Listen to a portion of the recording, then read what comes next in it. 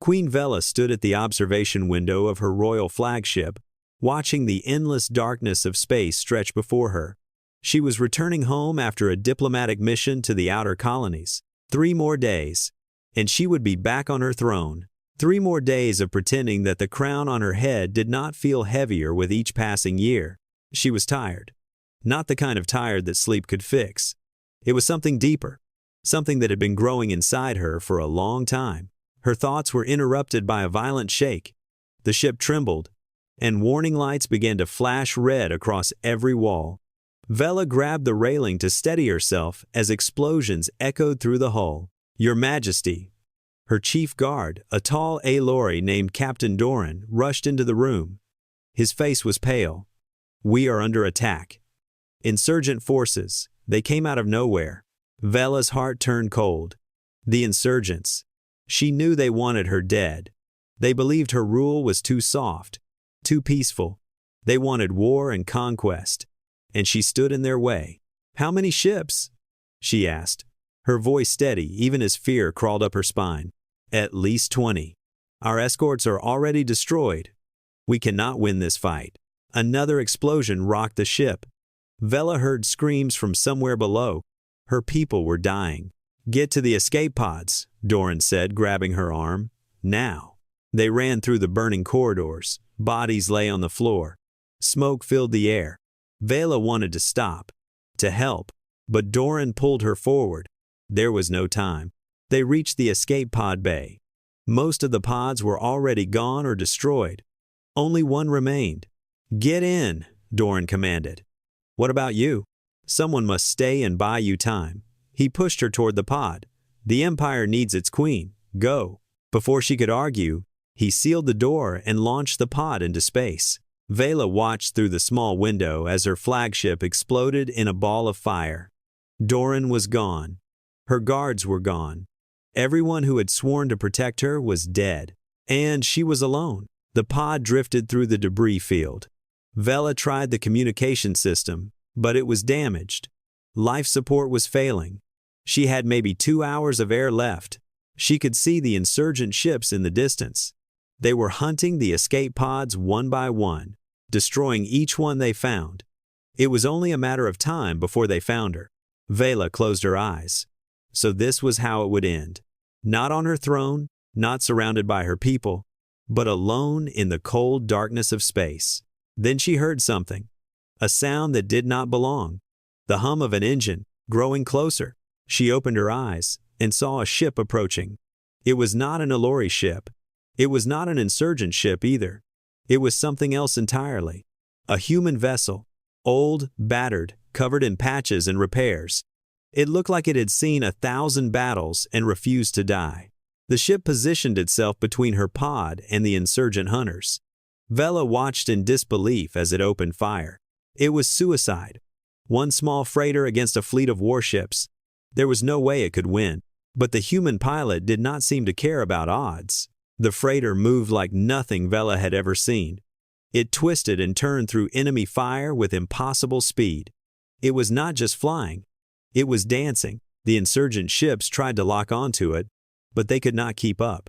One by one, the human ship took down 3 insurgent fighters before the others even understood what was happening.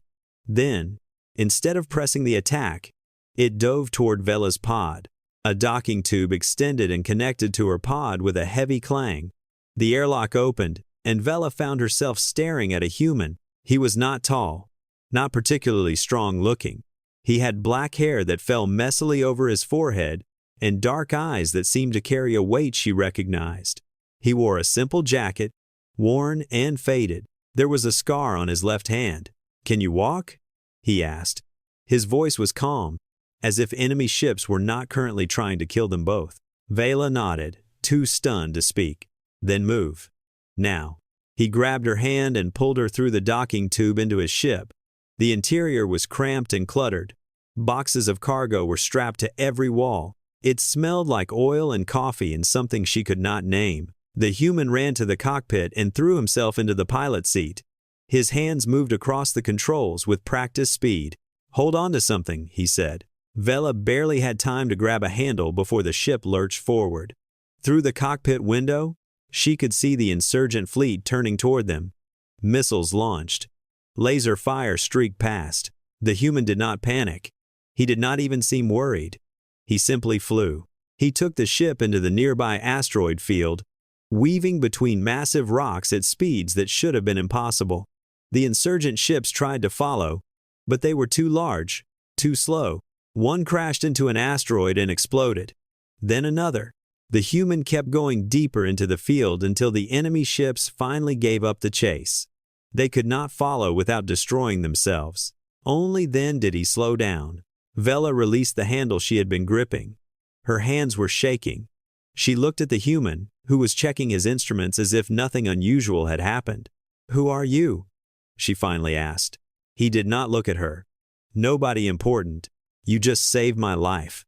I picked up a distress signal. Seemed like the right thing to do." Vela stared at him. She had ruled an empire for 15 years. She had met kings and generals and the most powerful beings in the galaxy. None of them had ever spoken to her like this, like she was just another person, like her title meant nothing. "I am Queen Vela of the Alori Empire," she said. The human finally glanced at her. There was no surprise in his eyes, no awe, just a tired kind of acknowledgement. "Kang Junho," he said. "Welcome aboard the Silent Dream." Then he turned back to his instruments and said nothing more. Vela sat down slowly, her mind still trying to process what had just happened. She was alive. Against all odds, she was alive, and she owed her life to a human she had never met, flying a ship that looked like it should have fallen apart years ago. She did not know who Kang Junho was. She did not know why he had risked his life for a stranger.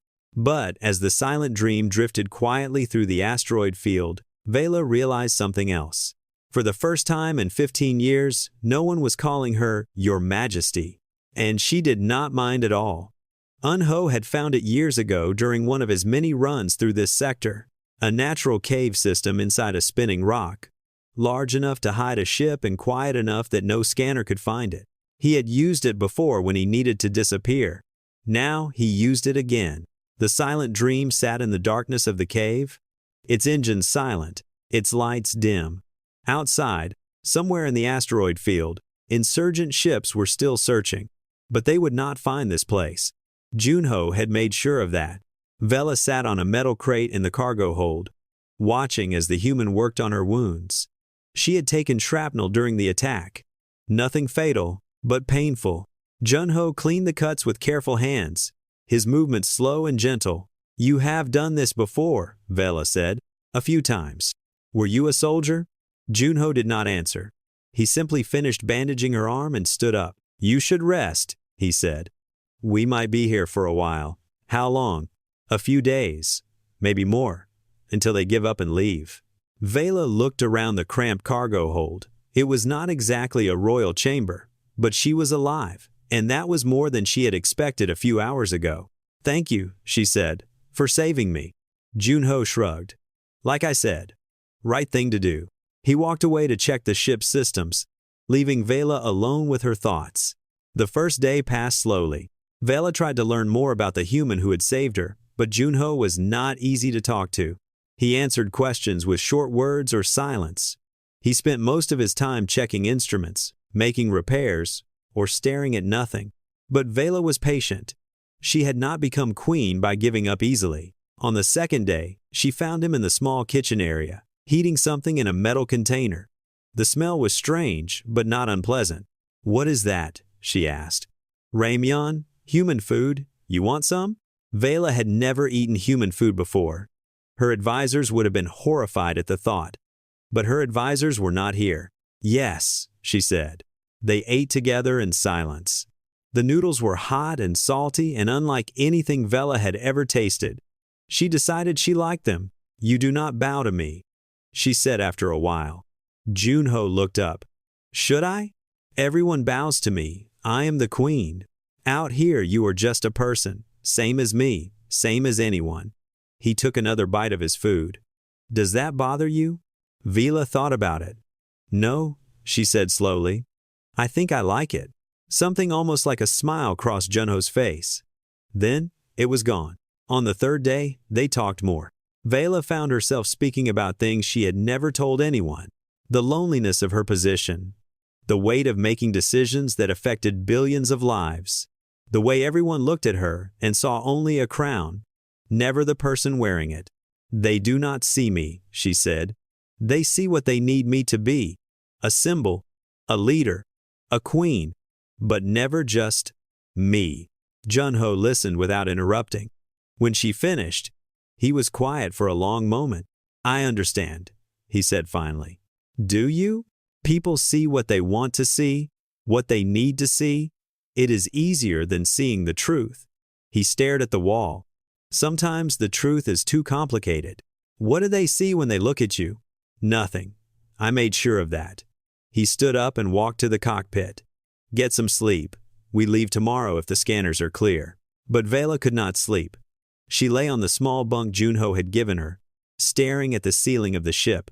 She thought about his words, about the sadness in his eyes that he tried so hard to hide. She got up and found him in the cockpit, sitting in the pilot's seat, watching the darkness outside. "You cannot sleep either," she said. "I do not sleep much." Vela sat down in the co-pilot seat beside him. For a while, neither of them spoke. They just watched the stars through the cockpit window. "Why did you save me?" she asked. "The truth." Junho was silent for so long that Vela thought he would not answer. Then he spoke, his voice quiet. "Because I could, because you needed help, because—" He paused. "Because I am tired of not doing the right thing when I have the chance." That sounds like there is a story behind it. There is, but it is not a good one. Vela reached out and touched his hand. He flinched, as if he had not been touched in a very long time, but he did not pull away. "You are a good man, Kang Junho," she said. "Whatever you think of yourself." He looked at her then, really looked at her, not at the queen, not at the title, at her. "You do not know me," he said. "No, but I would like to." The space between them felt heavy, charged, like the air before a storm. Vela did not know who moved first. Maybe it was her. Maybe it was him. Maybe it was both of them at the same time, drawn together by something neither of them could name. Their lips met, and for a moment, everything else disappeared. The war, the insurgents, the empire, the pain they both carried. None of it mattered. There was only this: two souls, lost in different ways, finding each other in the dark. What happened next was not planned. It was not logical. It was not something either of them would have expected. But it was real. They held each other in the small cabin of the silent dream, surrounded by stars and silence. Vela felt something she had not felt in years. She felt seen. She felt wanted, not as a queen, as herself. And Junho, for the first time in longer than he could remember, felt warm. When morning came, Vela woke slowly. The ship was quiet. The space beside her was empty. She sat up, looking around. Junho's jacket was gone. His boots were gone. She walked to the cockpit, but he was not there. A message was blinking on the navigation console. Coordinates: the nearest Aolori outpost. Vela's heart turned cold. She ran to the airlock. The docking tube was retracted. Through the small window, she could see the silent dream pulling away, its engines glowing blue in the darkness. He was leaving.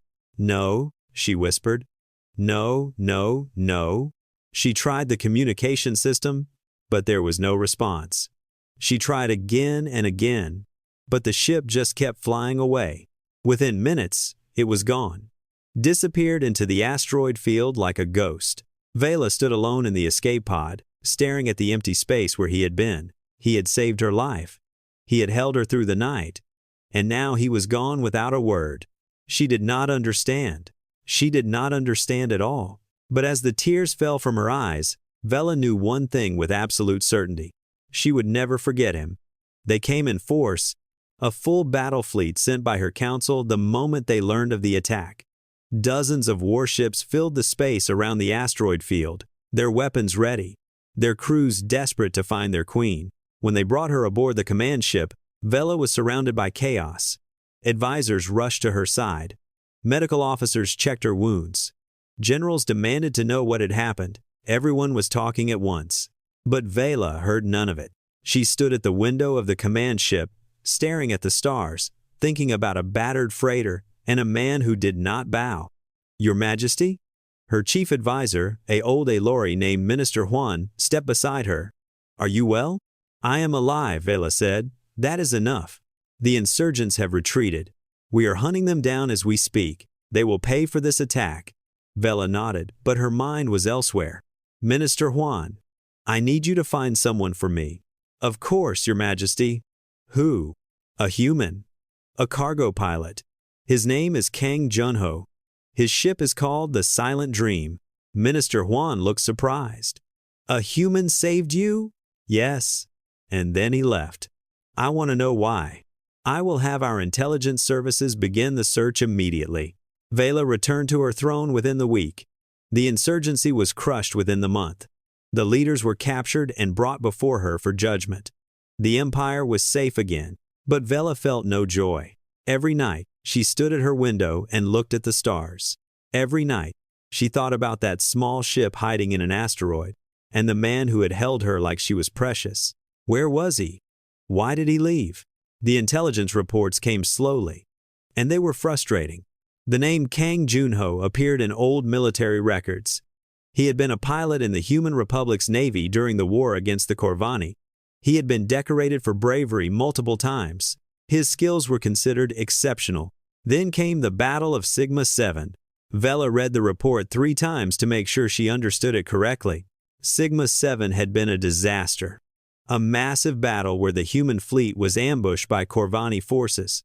Thousands of ships were destroyed. Millions of people died. It was one of the worst defeats in human history.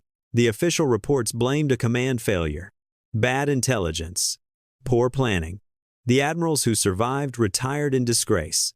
But there were rumors, whispers that some pilots had tried to warn command about the trap, that their warnings were ignored, that they were ordered to attack anyway. Kang Junho had been at Sigma 7. He had survived the battle, and immediately afterward, he had disappeared. He resigned from the military. He sold everything he owned. He bought an old freighter and vanished into the fringe sectors of space. For 10 years, he had been a ghost. No permanent address, no official records, no ties to anyone or anything. Until he saved a queen. Vela put down the report and closed her eyes. She understood now. Or at least, she was beginning to understand. He blamed himself. For Sigma 7. For the people who died. For whatever happened that day that the official reports did not mention. He carried that weight every single day. And when he held her, when he let himself feel something real for the first time in years, it must have terrified him. Because everyone he had ever cared about had suffered. He left to protect her. From himself. It was wrong. It was foolish. It was the most human thing Vela had ever heard. And it made her want to find him even more. She called Minister Juan to her chambers. "Continue the search," she said. "I do not care how long it takes. I do not care what resources you need. Find him." "Your Majesty, if I may ask." "Why?" "He is just a human cargo pilot. There are more important matters that require your attention." Vela looked at her advisor with cold eyes. "He saved my life. He asked for nothing in return. He disappeared before I could even thank him properly. And you ask me why I want to find him?" Minister Juan bowed his head. "Forgive me, Your Majesty. I will double our efforts." Months passed. The search continued, but results were few. The human called Kang Junho was very good at not being found. His ship's registration was forged. He never used the same identity twice. He moved through the galaxy like smoke through air. Sometimes there would be a sighting. A cargo runner matching the Silent Dream's description spotted at a distant station. By the time Alori agents arrived, he was already gone. Vela began to wonder if she would ever find him. Her council grew concerned. The queen was distracted. She spent too much time staring at intelligence reports instead of managing the empire. Rumors began to spread. Some said she was obsessed. Some said she was in love. Some said she had lost her mind. Vela ignored them all. She thought about him every day, the way he moved, the way he spoke, the way he looked at her like she was just a person. She remembered the warmth of his arms around her, the sound of his breathing as he slept, the way he smiled. so rare and so beautiful, like sunlight breaking through clouds. One night, as she stood alone in her chambers, she spoke to the stars. "Where are you, Kang Junho? Why did you run from me?" The stars did not answer, but Vela was patient. She had waited 15 years for someone to see her as more than a crown. She could wait a little longer. And then, almost a year after the attack, a report came in. A cargo runner matching the Silent Dream signature had been spotted in the fringe sectors, not passing through, staying in one place, near a small colony world called Haven's End. It was the first time he had stayed anywhere for more than a few days. Vela read the report and felt her heart beat faster. She called for her personal shuttle to be prepared. "Your Majesty," Minister Huan said, his voice worried, "you cannot simply leave. The council will not approve. It is too dangerous." Vela looked at him with eyes that burned with determination. "I am the queen. I do not need approval." She took only one guard with her, a young officer named Lieutenant Yuna, loyal and discreet. Together, they boarded a small, unmarked shuttle and left the palace under cover of night. The journey to Haven's End would take 3 weeks. 3 weeks of waiting. 3 weeks of hoping. 3 weeks of wondering what she would say when she finally found him. Vela did not know what would happen when they met again. She did not know if he would be happy to see her or if he would run again. But she knew one thing. She had to try. Because some things were worth chasing across the stars. And Kang Junho was one of them. Vela saw it through the shuttle window as they approached. A small planet on the edge of known space, far from any major trade routes. Its surface was brown and gray, with only patches of green near the equator. The colony there had been forgotten by the galaxy long ago. "Why would anyone choose to live here?" Lieutenant Yuna asked, her voice quiet. Vela did not answer, but she thought she understood. This was a place where no one would look. A place where a man who wanted to disappear could finally stop running. A place far enough from the past that maybe, just maybe, the ghosts could not follow. They landed at the colony's only spaceport. It was not much, just a flat area of packed dirt with a few old ships scattered around. Most of them looked like they had not flown in years, but there, sitting at the far end of the field, was a ship Vela recognized. The Silent Dream. Her heart jumped in her chest. He was here. He was really here. She stepped off the shuttle, wearing simple clothes instead of royal robes. No crown, no jewels, just a plain jacket and boots, like any other traveler. Lieutenant Yuna followed close behind, her hand near her weapon. The colony itself was small. A few hundred buildings made of metal and stone, clustered together against the harsh wind. People walked the streets with tired faces. They did not look up at the newcomers. They had stopped caring about outsiders long ago. Vela stopped a young woman carrying water. "Excuse me. I am looking for a man. A human. His name is Junho. He flies that ship at the spaceport." The woman's eyes widened slightly. "You mean the pilot? Everyone knows him. He is probably at the eastern wall. That is where the trouble is." "What trouble?" "Raiders. They have been coming for months. Taking food, supplies, people. We cannot stop them." The woman's voice was bitter. "The government does not care about us. No one does. Except him." Vela thanked the woman and walked toward the eastern edge of the colony. As she got closer, she could hear sounds. Voices shouting. Metal clanging. The noise of construction. She turned a corner and stopped. There he was. Kang Junho stood in the middle of a group of colonists, pointing at a half-built wall. He was giving orders, his voice clear and calm. The people around him listened carefully and moved to follow his instructions. He looked different than she remembered, thinner, more tired. But his eyes were the same, dark and deep, carrying a weight that never seemed to get lighter. Vela watched him for a long moment. He had not seen her yet. He was too focused on the work. A man nearby was struggling to lift a heavy beam. Junho walked over and helped him, taking half the weight without being asked. Together they carried it to the wall and set it in place. This was not the behavior of a smuggler or a criminal. This was something else entirely. This was a man who had found people who needed help and decided to give it. Lieutenant Yuna leaned close to Vela. "Your Majesty, what do you want to do?" Wait here, Vela said. I need to do this alone. She walked toward Junho slowly. Her heart was beating so fast she thought it might burst. A year of searching, a year of wondering, and now here he was. Just a few steps away, he turned and saw her. For a moment, neither of them moved. Junho's face went through several emotions at once: surprise, confusion, something that might have been fear, and underneath it all, something soft, something he was trying very hard to hide. Hello, Junho, Vela said. He stared at her like she was a ghost. How did you find me? I looked. For a very long time. The colonists around them had stopped working.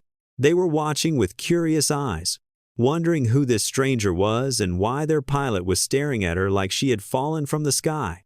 Junho seemed to notice them too. He turned to a nearby man. Keep working on the wall. I will be back.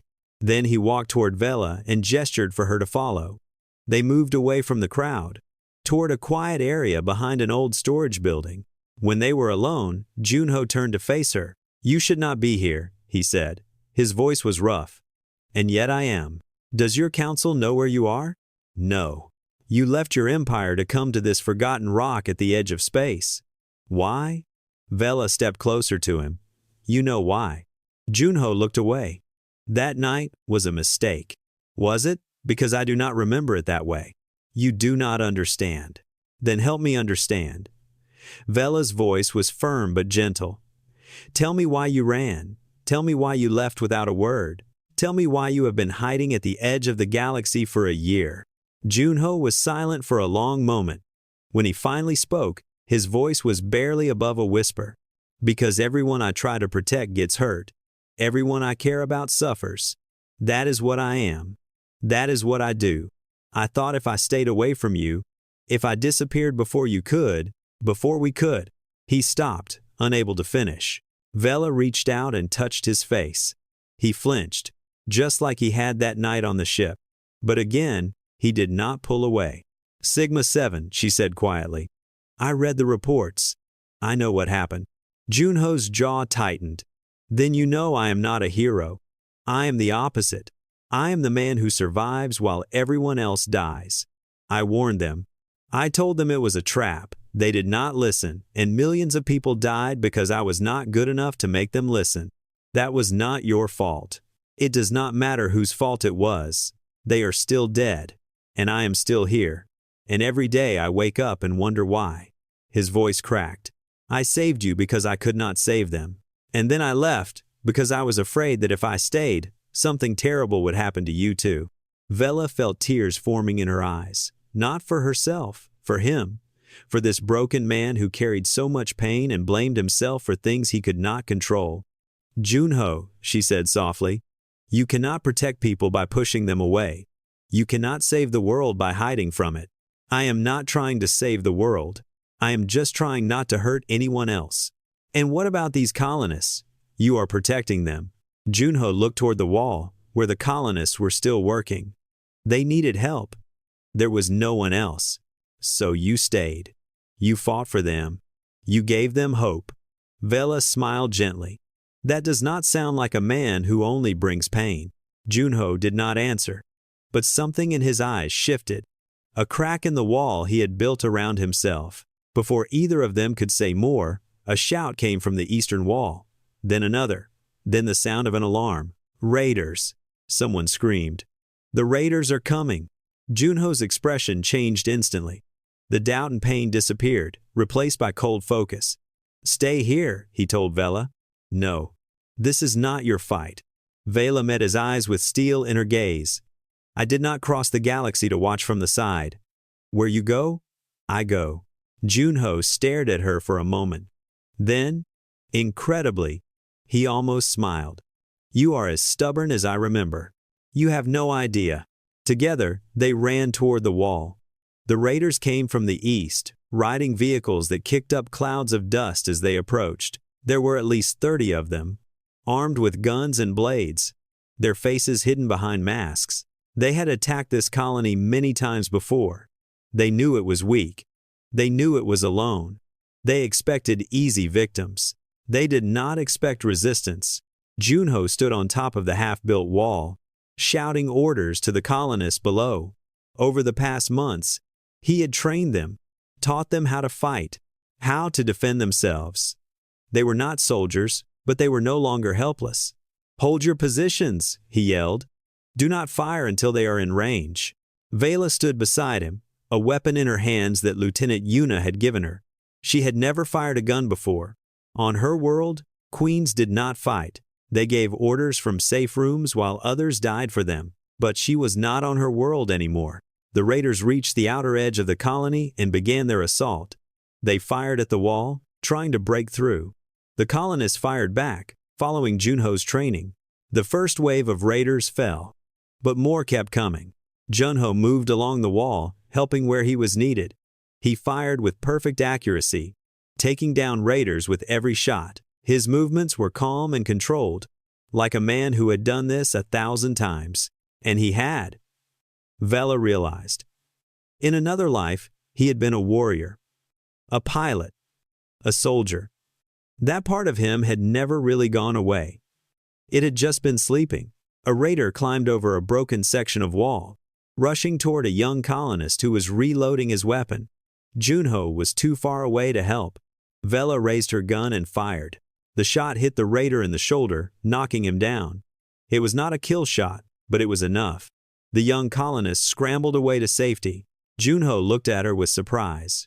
She shrugged. "Beginner's luck?" she said. He almost laughed.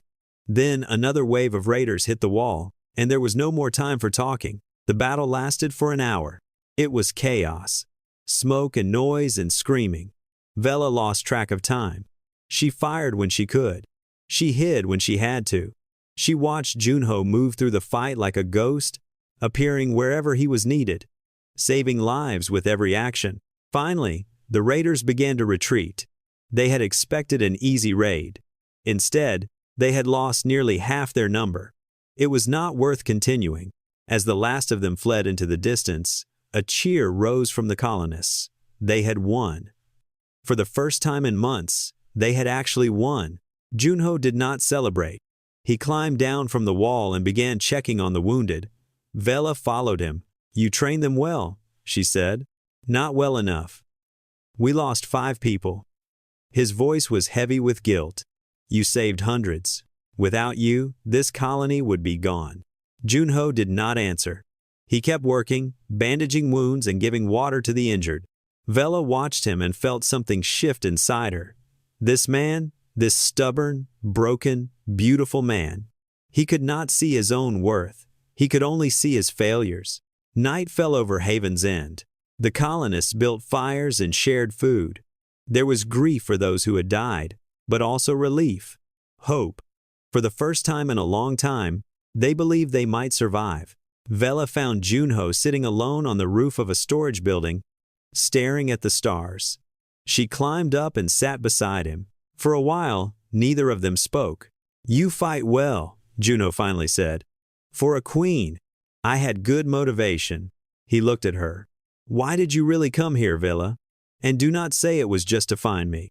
You left your entire empire. You risked everything." Why? Vela thought about the question. She had asked herself the same thing many times during the journey here. "Because for one night, in a hidden cave, someone saw me," she said slowly. "Not the queen, not the crown, me. And then he left, and I went back to my throne. And everything was exactly the same as before. But I was not the same. I could not pretend anymore." She turned to face him. "You ruined me, Kang Junho. You showed me what it felt like to be seen, and then you disappeared. And I've spent every day since then wondering if I imagined it. If that night was real. If you felt what I felt." Junho's eyes were dark and unreadable. "It was real. Then why did you run? I told you. Everyone I care about gets hurt." "Yes, you said that." Vela's voice was sharp now. "But that is not a reason.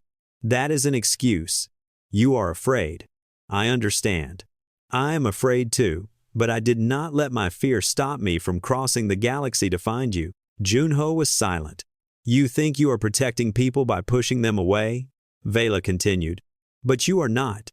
You are just protecting yourself. From hope, from connection, from the chance that maybe, just maybe, Things could be different. You do not know what I have done. Then tell me. Tell me everything. I am not going anywhere." Junho stared at her for a long moment. Then, slowly, he began to talk. He told her about Sigma 7. Not the official version. The real version.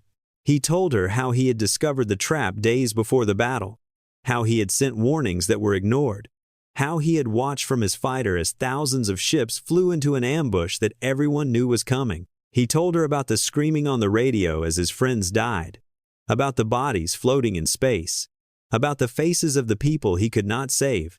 He told her how he had tried to break through enemy lines to warn the flagship, how he had been shot down and left for dead, how he had floated in the wreckage for 3 days before someone found him, and he told her about the guilt that had eaten him alive ever since. "I should have done more," he said, his voice breaking. "I should have found a way. If I had been smarter, faster, better, maybe they would still be alive." Vela reached out and took his hand. "You did everything you could. The failure was not yours. It was the people who refused to listen, the people who ignored your warnings. You were one man against an entire system that did not want to hear the truth. That does not make it easier. No, it does not. But it means you have been punishing yourself for something that was not your fault. For 10 years, you have been running from a crime you did not commit." Junho looked at their joined hands. Tears were forming in his eyes, though he was trying to hide them. "I do not know how to stop," he whispered. "I do not know how to forgive myself." Vela squeezed his hand. "You do not have to know. Not yet. You just have to be willing to try." She moved closer to him. "Let me help you. Let me stand beside you. Not because you deserve punishment, but because you deserve peace." Junho looked at her with something in his eyes that she had not seen before. Vulnerability, hope, fear. "I do not know if I can be what you need," he said. "I do not need you to be anything," Vela replied. "I just need you to stay." The stars shone above them, cold and distant. But for the first time in a long time, neither of them felt alone. Junho lifted his hand and touched her face gently. "Okay," he said quietly. "I will try." Vela smiled and leaned into his touch. It was not a promise of forever. It was not a guarantee of happiness. It was just a beginning. But sometimes, a beginning was enough. The colonists of Haven's End worked day and night to repair the wall. They were tired but hopeful. For the first time in months, they believed they had a chance. Vela worked alongside them. She carried stones, she helped mix cement, she bandaged wounds and served food to the workers. The colonists were confused at first. This strange woman who had arrived with the pilot. She did not speak like them. She did not move like them. But she worked as hard as anyone. Lieutenant Yuna stayed close, watching for threats. She had wanted to call for backup from the Aolori fleet, but Vela had stopped her. "Not yet," Vela had said. "If my council learns where I am, they will send ships. They will make this a political matter. These people do not need politics. They need help." And so they waited. Junho spent his days training the colonists and his nights planning defenses. He barely slept. Vela noticed the dark circles under his eyes growing deeper, but he refused to rest. "The raiders will come back," he said. "They always do. We hurt them, but we did not break them. They will want revenge. Then we will be ready," Vela replied. You keep saying that. Because it is true. I am not leaving." Junho looked at her with something between frustration and wonder. "You are impossible." "So I have been told." On the morning of the 4th day, a scout returned with news. The raiders were gathering. Not just the group that had attacked before. All of them. Every raider clan in the region was coming together, forming an army. They were angry, humiliated, and they wanted blood. "How many?" Junho asked. The scout's face was pale. 300. Maybe more. 300 against a colony of 200, most of whom were farmers and workers. The numbers were impossible. Junho gathered the colonists together and told them the truth. He did not hide anything. He did not give them false hope. "They will be here by tomorrow night," he said. "We cannot beat them. Not in a straight fight, but we can make them pay for every step they take." We can fight hard enough that the next time they think about attacking, they remember what it cost." An old man spoke up. "Are you telling us to die? I am telling you to choose. You can run. Take what you can carry and leave. No one will blame you. Or you can stay and fight for your home. Either way, I will be here. I will not abandon this place." Silence fell over the crowd. Then a woman stepped forward. "I have lived here my whole life.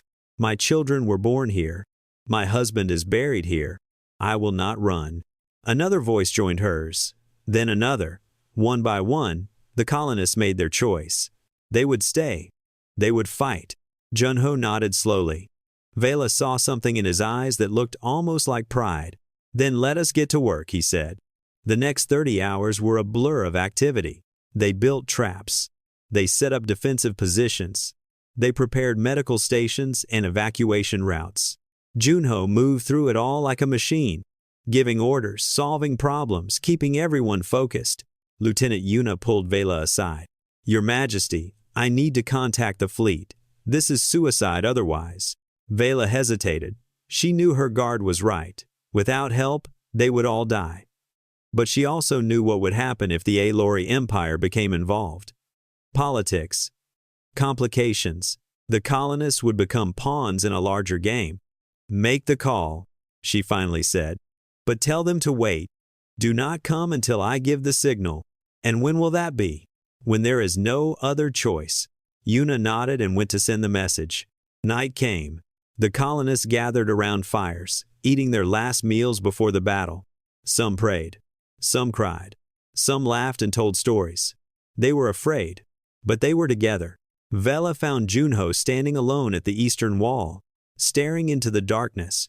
"You should rest," she said. "I cannot." "Neither can I." They stood together in silence, watching the horizon. "If something happens tomorrow," Junho said quietly, "I want you to run. Take your guard and get back to your ship." "No, Vela." I said no. She turned to face him. "I did not come here to watch you die. I came here to stand beside you. Whatever happens, we face it together. You are a queen. Your life is worth more than mine. My life is mine to give, and I choose to give it here, with you, with these people." She took his hand. "Stop trying to protect me by pushing me away. I thought we were past that." Junho was silent for a long moment. Then he pulled her close and held her. "I do not deserve you," he whispered. "That is not for you to decide." They held each other in the darkness, drawing strength from the contact. Tomorrow would bring death and chaos. But tonight, they had this. Dawn came too quickly. The raiders appeared on the horizon as the sun rose. Hundreds of them, spread across the plains like a dark wave. Vehicles and weapons and screaming voices, all focused on the tiny colony that dared to resist. Junho stood on the wall, his weapon in his hands. "Here they come," he said. The battle began. It was brutal from the first moment. The raiders hit the wall hard, throwing everything they had at the defenses. The colonists fought back with desperate courage, firing from every position, falling and rising and falling again. Vela fought alongside them. Her hands were steady, her aim improving with every shot. She was afraid, terrified, but she did not run. Junho was everywhere at once. He seemed to know exactly where to be, exactly when to strike. Every time a section of the defense began to fail, he was there. Every time someone fell, he pulled them to safety. But there were too many raiders. For every one they killed, 2 more took its place. The eastern wall fell. Raiders poured through the gap, screaming with bloodlust.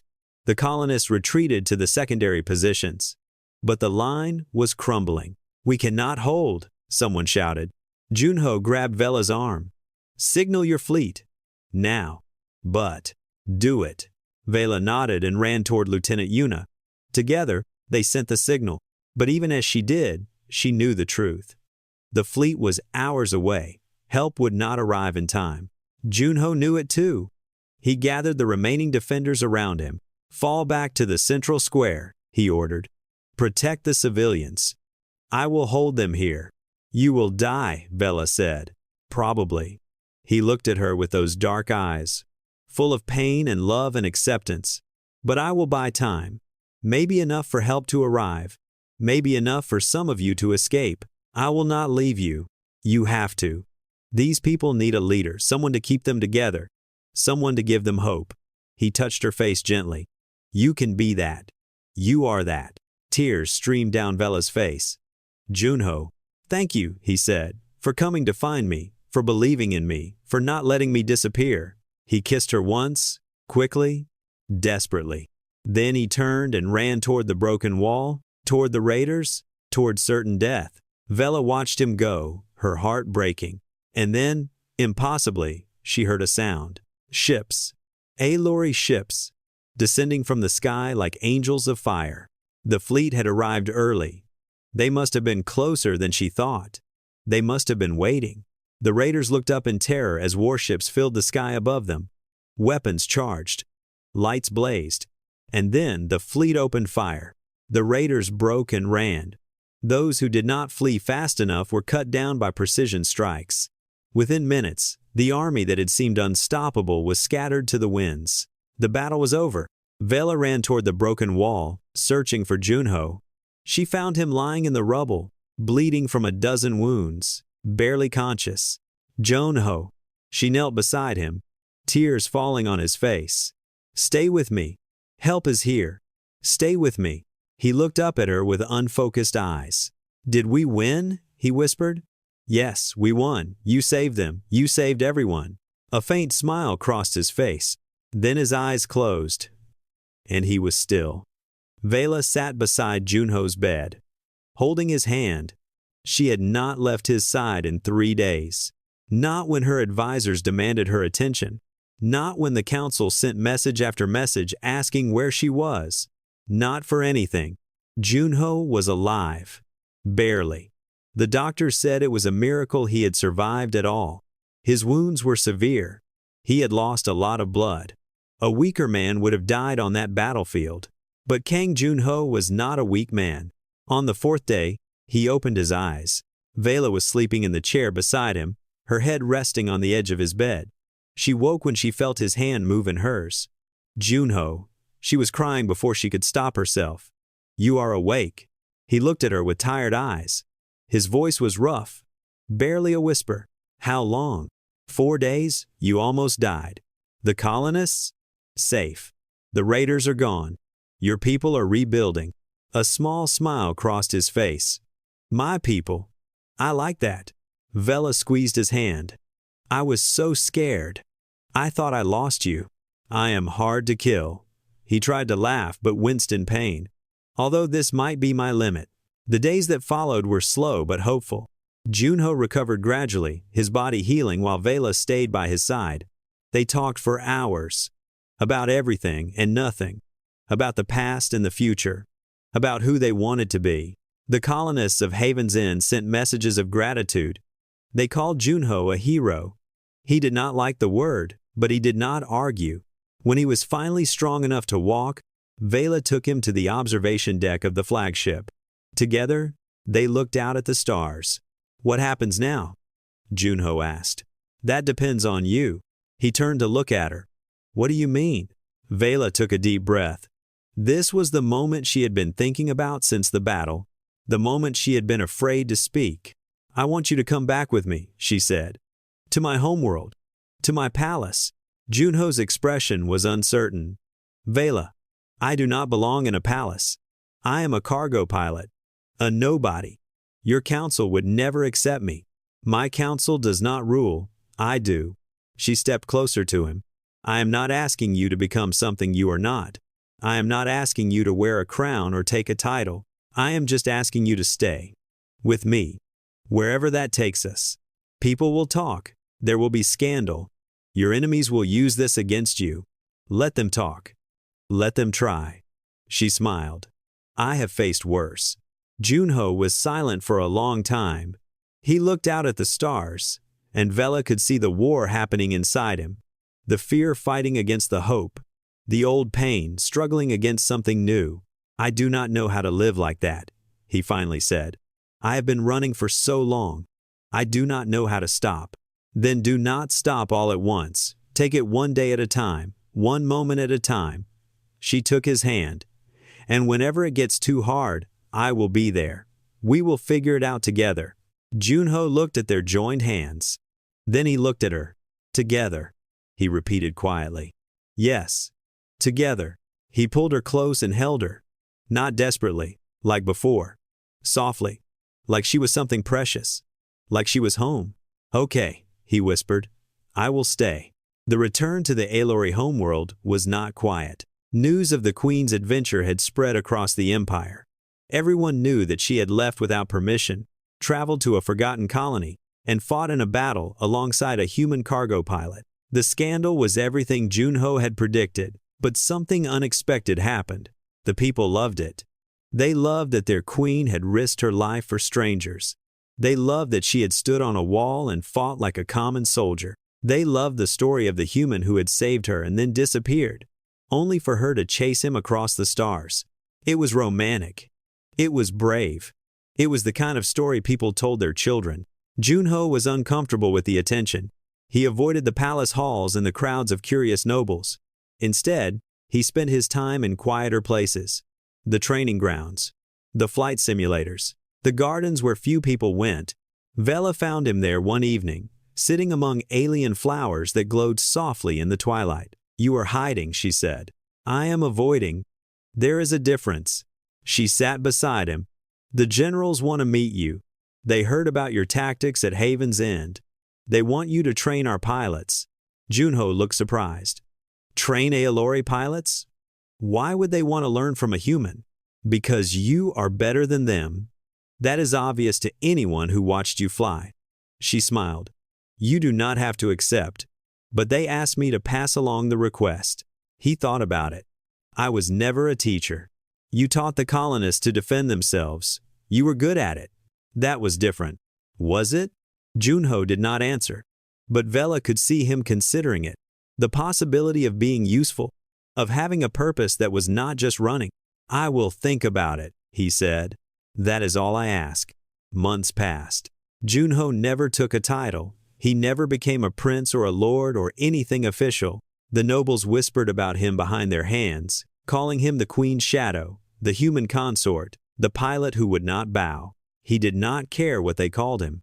He trained the Alory pilots, teaching them maneuvers they had never seen before. He helped design new defense systems based on his experience in the human military. He became an unofficial advisor, someone the generals came to when they needed a perspective they could not get anywhere else. And every evening, when the work was done, he returned to Vela.